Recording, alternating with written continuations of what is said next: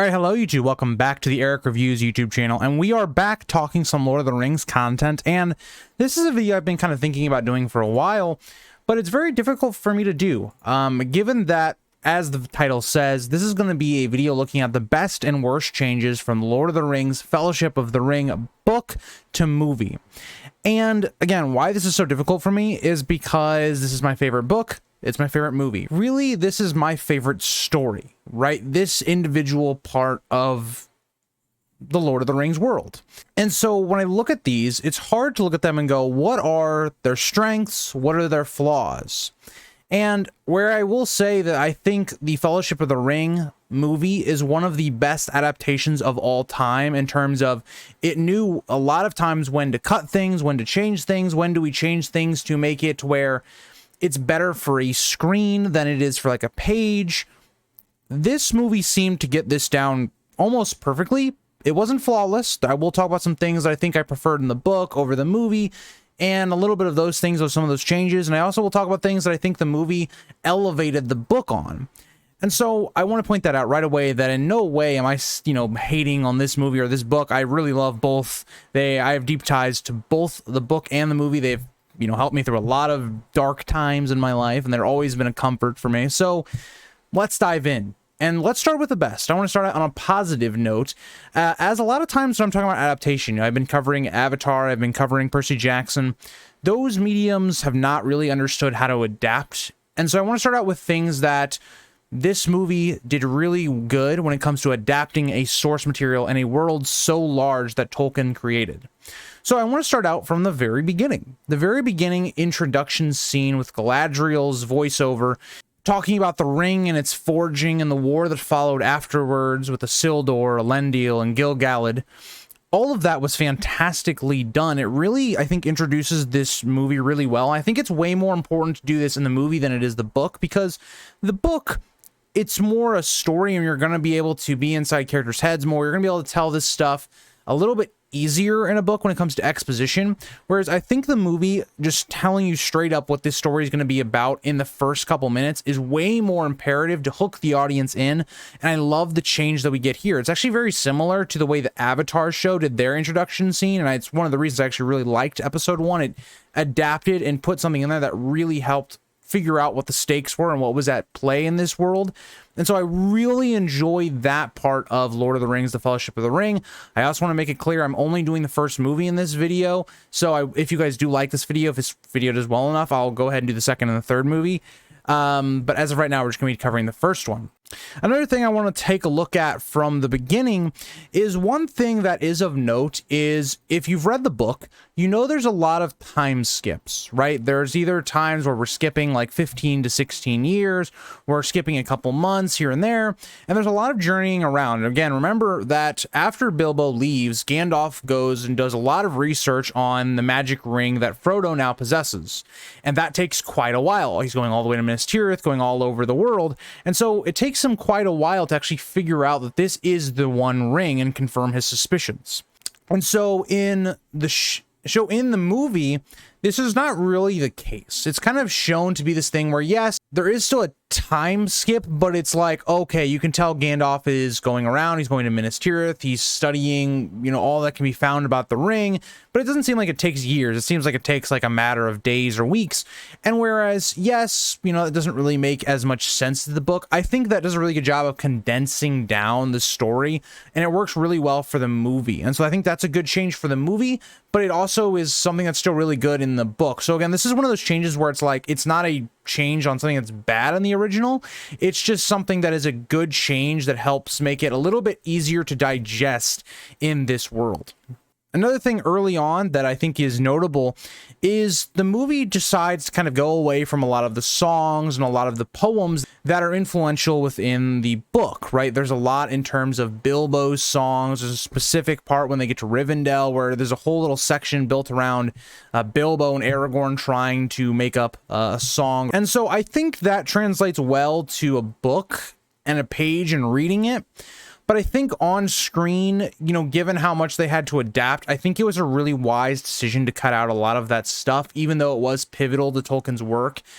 So I think this one could be a little bit more contested, but I feel like the world that Peter Jackson was trying to go for, the atmosphere and the tone, I think having some of these songs and poems in there would not have helped the flow of the movie.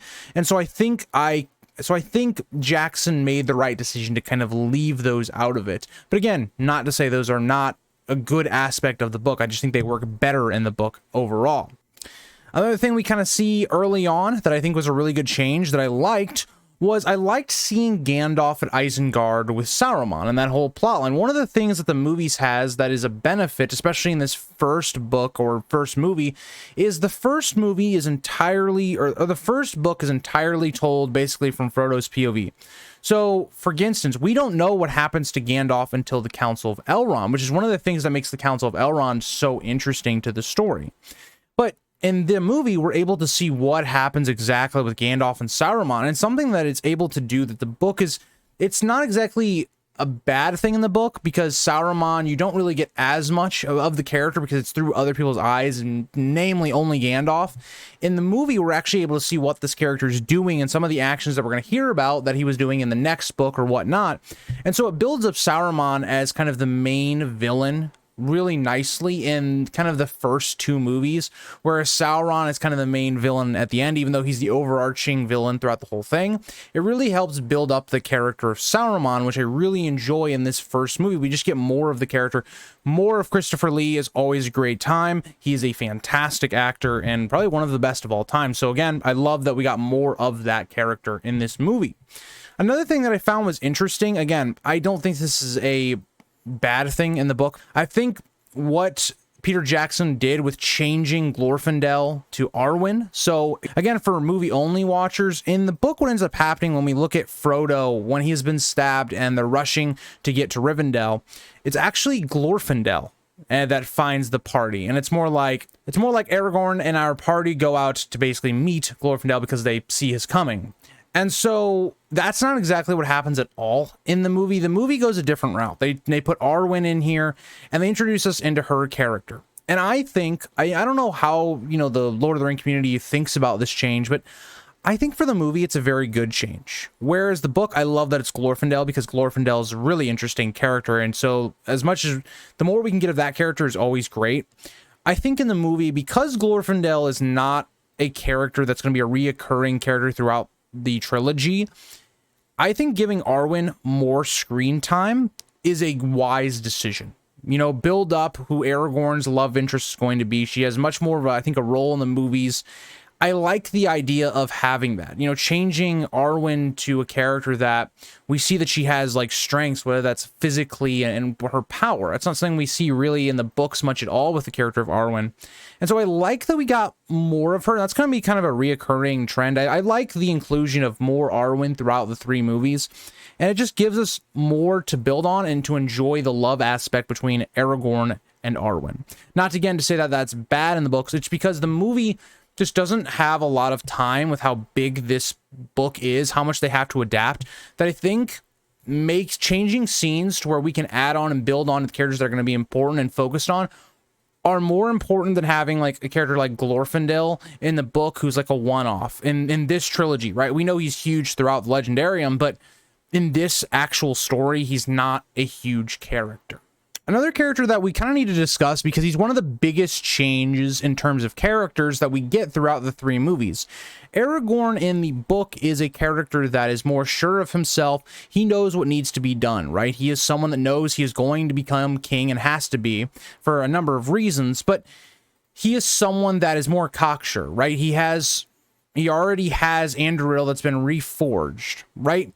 I like the movie's interpretation of the character. Not to say either one is bad. I think this just was a really interesting change that Peter Jackson made, and I think it worked really well. Again, he's one of the most beloved characters of all time, and so I think the change really aged well. And so what I'm talking about here is Aragorn, if you guys noticed, the way I described Aragorn in the books is very different from Aragorn in the movies.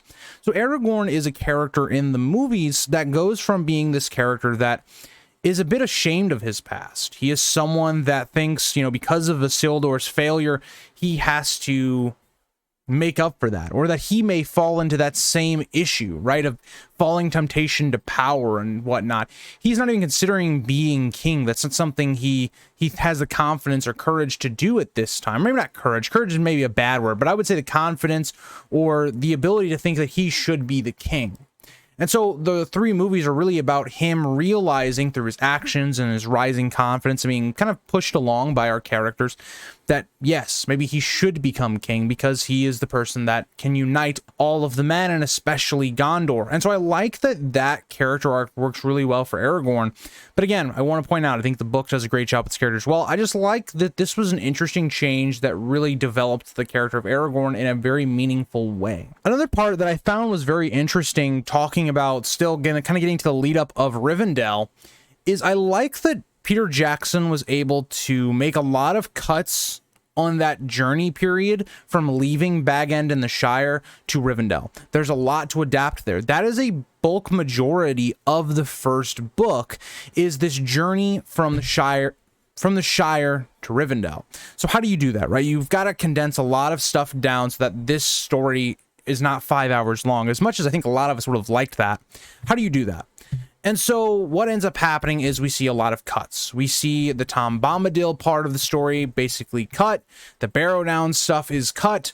So what does that mean for the story? And again, there are going to be negatives about the cuts, but I think of everything you have to cut in the first book, this was definitely the part you do. I think out of the 3 books of the main trilogy, I think that the Tom Bombadil stuff is by far the weakest of the trilogy. I don't know if that's a hot take or not. I'm not as well versed in what the Lord of the Ring community thinks about certain things, but for me personally, I've always said that as much as I still like that segment of the book, but it's by far the weakest. It's the part that I kind of dread reading the most in a reread of Lord of the Rings, especially in this first book, given how much I really enjoy this book. Now, in the book, it works really well because you have a lot of rising tension, and then so they get to Crick Hollow, and so now you can kind of have a little bit of like building back up to that tension, right? So it's like you have one of these things where you build up, you plateau, and then you kind of go like that. You go back up a little bit. You build that tension up again. And so I think of everything that Peter Jackson had to cut, this made the most sense to do. The Tom Bombadil stuff, as it can be important later on because of how they get their swords at the Barrow Downs, which becomes very important later on with the Witch King in the third movie / book. You also have some really interesting moments when it comes to the character of Frodo, in which he has to overcome and be the hero, not giving in to the ring's temptations. All of that is kind of missing because of these cuts. But again, like I've talked about numerous times already, I think it made the most amount of sense to cut this for the flow of the story. So when it comes to the best changes, I kind of now have to skip a little bit. I think there wasn't a lot of things I was like, oh, that was a much better change in the movie compared to the book when it comes to like the Rivendell stuff and the Moria stuff. But once you get to kind of like the back part of this, which is vastly different from the book ends with very similar to the movie where Frodo and Sam take off on their adventure. But what we do not see is we don't see this entire Uruk-hai fight. We kind of come back in the next book with Boromir's death and how our group is going to handle that. And so what Peter Jackson does is he takes the beginning of the next book and puts it here. And I really love this decision from Peter Jackson because it has a nice little concluding fight, having this nice little part of a resolution, and it ends on a perfect note. Again, I've always thought that it was kind of odd that it feels like the resolution of the Fellowship happens in the beginning of Two Towers. It's always felt quite weird, and I know it's probably because they weren't exactly supposed to be 3 books, right? Even when you look at my books I have up there, it's not like that. It's like book 1, book 2, book 3, book 4, book 5, book 6. And so you have a different pacing to it. And it's also important because in Two Towers, there's not a lot of action that happens until Helm's Deep, outside of like that beginning portion of the story in Two Towers, the book. And so I really do like what Peter Jackson decided to do. Take Boromir's resolution, give us an awesome fight scene with the Uruk-hai to build up what that force is going to look like going into the next movie, as they are going to be the main antagonist with Saruman. I love this. I think this is really great showing us this. And Boromir's death is just so tragic, and it shows you, again, the problems of the ring and why it needs to be destroyed. I think Peter Jackson does a fantastic job of handling this and taking it from the next movie and or book and putting it here at the end to tie in really nicely with Sam and Frodo also leaving, because it ends the movie on a perfect note, right? It's like, what are Aragorn, Legolas, and Gimli going to do? It puts them on that track to where we know where we're going with the characters going into Two Towers.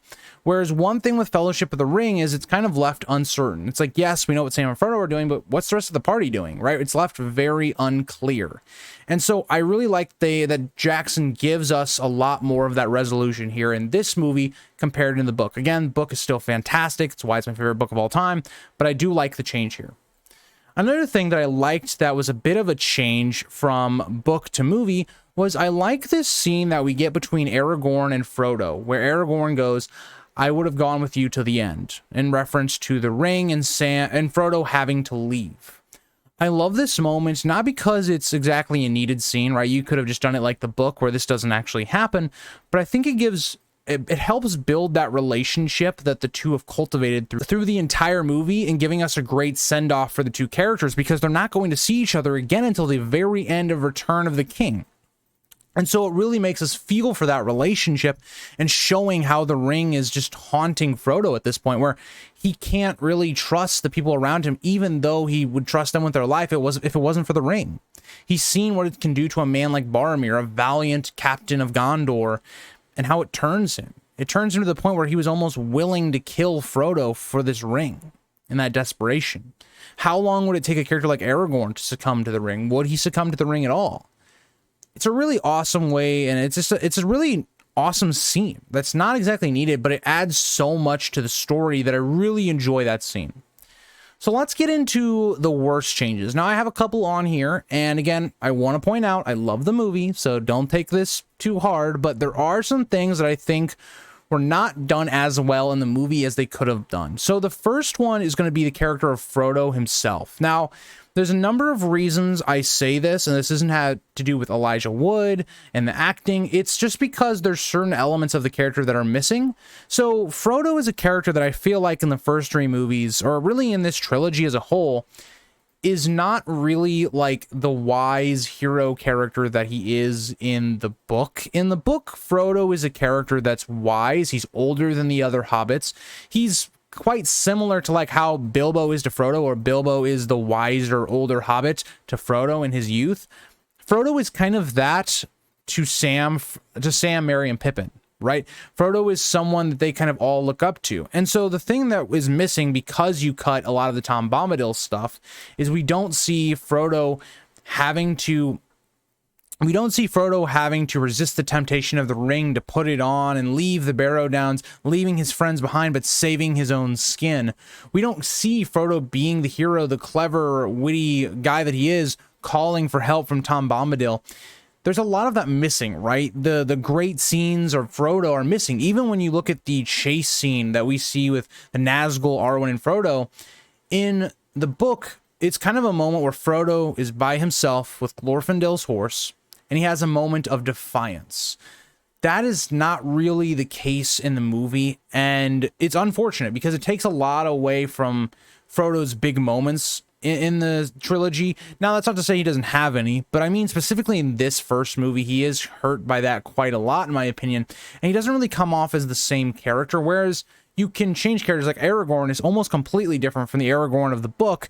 Frodo is different than the Frodo in the book, and it's not exactly for a better reason. Like, he comes off definitely a little bit worse, or I would say a lot worse than the book version and counterpart of the character. Another character that I think is a bit better in the books, and again, this is not to say that Sean Bean did a bad job with the role. I think he did a fantastic job with the role. One of the most emotional scenes and best acted scenes is Boromir's death with Aragorn. But with that being said, Boromir comes off more as like an arrogant guy. He comes off as someone that is already succumbing to the ring almost instantly.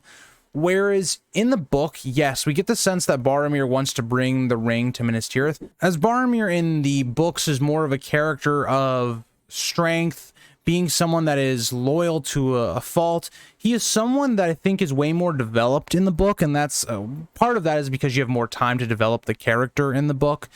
And so his fall and his turn on Frodo comes off as being much more stronger in the book because we've come to like this character. He's not someone that's unlikable, whereas Boromir in the movie can become unlikable at times, whereas that's never really the case in the book. In the book, he comes off as someone, you know, kind of desperate. He is someone that is, as he spends more and more time with Frodo, you know, the realization of the situation of Gondor and Minas Tirith weighs on him heavily, and it pushes him, the temptation of the ring pushes him to make some bad decisions. And there's a lot more built upon that, right? Whereas in the book, we get a lot more about how Galadriel was talking to Boromir in his head. She does that to everyone, and how that deeply affected him. And so I think the book handles the character much better than the movie does. And that's not to say Boromir's bad in the movies at all. He's not. But there is more that I think they could have done with the character. Let me know what you guys think about that. But yeah, another character that I think I think this is the biggest one, the biggest detriment in terms of characters, book to movie. Legolas as well in this movie. He doesn't, and not even just this movie, all of the movies, he's a character that he really has been stripped of a lot of his personality, of the things that are interesting about the character. As in, like, the book, it's more, or the books, I should say the books in general, he's more like a angel-like person. He is someone that is experiencing a lot of human things and how he deals with those things. I know we get it briefly, like Legolas struggling with death and some of the shots, but it's much more deeply explored in the book, and that's something that really deeply affects the character of Legolas after Gandalf's death. And so there's just things like that littered throughout the books that I think makes Legolas a much more engaging and interesting character in the books. But again, you know, every character can't be a super developed character in the movies, and I do recognize that, but I wish Legolas would have gotten more time. Whereas, as it stands now, Legolas is just a really cool guy that just kills everyone type character. One thing I think is better explained in the book that's not really in the movie is why does the Balrog attack them? Or how does the Balrog sense them? That's not really talked about at all in the movie. And it's something even I remember because I've always been fascinated, even when I was a kid, of Moria and the Balrog. Of Moria and the Balrog. Sorry, I know I pronounced that a little bit weird. I pronounce a lot of things really weird, so you're just gonna have to bear with me. I try my best. But why does it attack and or know of the Fellowship? And in the books, it's very much explained, right? It's very much explained that Gandalf using his power right before they go into Moria, mixed with the ring, all of that kind of leads to the Balrog already knowing of their existence. You mix that with their presence being probably known by the goblins and orcs that are in Moria, leads to them being found out. In the movie, it's more just like, yeah, Pippin makes an oopsie and that's why, and the Balrog is just alerted that way. It's a little bit more clumsy in the movie, and so I do like the version that the books go much better. One thing I will say, I forgot to mention in the best list, I do like the Balrog's change of look in the movie, making him more demonic looking, bigger in appearance. Whereas in the book, he's not really described like that. He's described more like humanistic, but cloaked in shadow and flame. It's not really the same thing, but I do like both interpretations, or I guess the idea that Tolkien made and then the interpretation by Jackson. I do wish we could have gotten to see is in the book that we actually see two encounters with the Balrog from Gandalf. One when they're fleeing Balin's tomb, and one when we have it on the bridge. We don't actually get to see the first one in the movie, unfortunately, but I do think it works well in the movie. I just wish we would have gotten to see that. I think the Council of Elrond is a big one for me, because the Council of Elrond is I think it's probably my second favorite chapter in the first book. I would say the best chapter that I enjoy is A Knife in the Dark chapter, the Weathertop chapter specifically. So yeah, but the Council of Elrond is a really great chapter because it's this culmination of all these people coming together, discussing what is going on with the world. It's great for world building. It goes a lot into the Legendarium. Like, for instance, one of the things I'm the most fascinated about in the Legendarium is Balin's expedition. And so we get a lot of stuff about that in that chapter. And we get a lot as to what has happened in that exact timeline. There's questions being asked.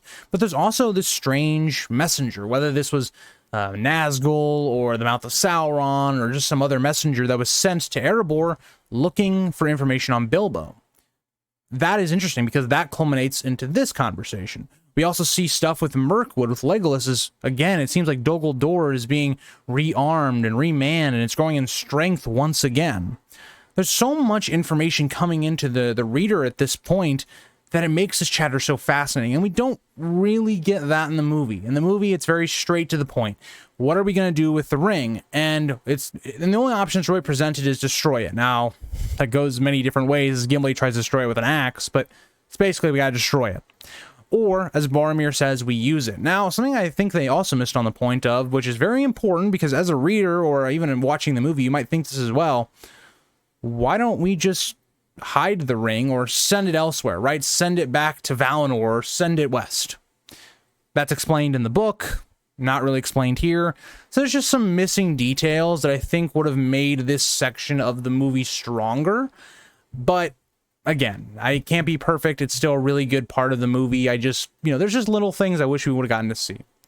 The last thing I had on here was something I never understood as a kid. And something as, I've grown up, I now understand it. But the question I've always had for the movies was, why did they make Gimli very gung-ho about going into Moria, and that he was so certain that they were going to be welcomed by Balin?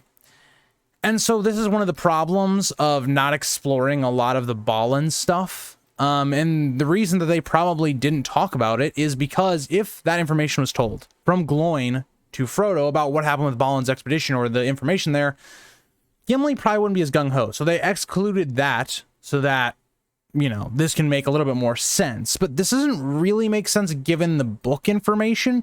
And so what they end up doing is they sloppily have one of the characters wanting to go to Moria, but it doesn't particularly make a lot of sense, right? Like, the whole mood towards Balin's expedition is very much different in the book, where, like, Gimli and Gloin know that Balin's expedition probably went bad at some point, given the lack of communication, the bad reputation that Moria has.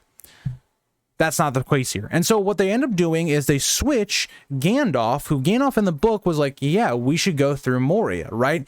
It's the path that will be least expected, and it seems like that's kind of their destiny, or his destiny specifically. And so they take that, and they give it to Gimli. And it just doesn't really work that well, in my opinion. And so another thing they end up actually doing is they actually give Aragorn kind of his personality, and they give it to Gandalf. So Aragorn in the book is more like, I do not want to go into Moria. That's the last option. We should not go in there. And they give it to Gandalf, where Gandalf is like, I wouldn't go in there unless that's the only way I could go, type thing. And so I didn't really love that switching of all of the different characters that happen in the book. But yeah, let me know if there was anything I missed in terms of things that you would have liked to see, or the best changes, or the worst changes, things that didn't translate as well. Another last little shout out, it would have been cool to see the warg attack that the Fellowship sustained right before Moria. That would have been cool, but I understand why they cut that. They kind of basically put that into the next movie. So yeah, let me know what you guys think, and I'll see you guys all in the next one. Bye guys. So another one I thought of as I was editing this video, I thought I had it down on my list, but I guess I forgot to do so. I think the way the ring works in the book is significantly better than the movie. In the movie, it just feels like, oh, your body is just forced to put the ring on, right? It's just tempted to put the ring on. And whereas I don't think that's bad, I think the way the book goes about it is much more interesting. It makes it to where it's like a battle of wills is truly what is going on. Because in the book, it's more like, for instance, the Barrow Down section that I talked about that was left out. In that section, it's more like Frodo is thinking about in his mind, oh, no one will blame him for leaving. There was nothing he could do. Gandalf wouldn't blame him. And so it's his brain giving him cop-outs. It's his brain letting him take the easy way out. And that's what's tempting him to put the ring on. We see that constantly every time that Frodo is faced with doing so. Another situation is when the Nazgul are kind of first introduced really into the story, and they see a black rider. Frodo is instantly thinking about, oh man, I kind of have some temptation to put on this ring to get away from this guy, or to stay hidden from him. He's giving me a bad vibe. It's the ring telling and giving Frodo reasons to put on the ring. And so I think it's much more explained as to what the ring does in terms of temptation, things like that, towards Frodo in the book more than it is the movie. Now, the movie had a tough task on how to do that, right? How do you show those inner thoughts on Frodo? And the way it could have been is maybe we go inside Frodo's mind and you're hearing like voiceovers in his head. Maybe you could do like a Smeagol type voice or like a Sauron type voice in his head telling him these thoughts. Again, it would have been different. I don't know if it would have worked for what Peter Jackson was wanting to do with these films, but I do think it does come off not as great as it does in the book. But thank you guys all for watching the video. I hope you guys all enjoyed, and feel free to let me know if I missed anything or things that you really took away that you really thought were positive from the movie, things that you really liked, or things you were not so high on compared to the book. And I'll see you guys all in the next one. Bye, guys.